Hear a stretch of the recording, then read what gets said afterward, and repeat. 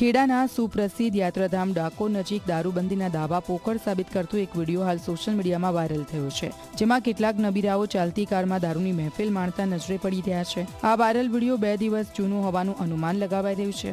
નેચ ગામમાં ચાલુ કારમાં દારૂની મહેફિલ ચાલતી હોય તેવા દ્રશ્યો સામે આવ્યા। વાયરલ વિડીયોને લઈને ડાકોર પોલીસે તપાસનો ધમધમાટ શરૂ કર્યો છે। આ બિયર ક્યાંથી લાવ્યો?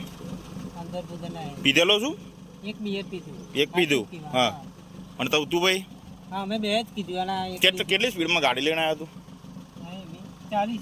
શું 40? આપણે ડોસીને તો મારી નાખત ને?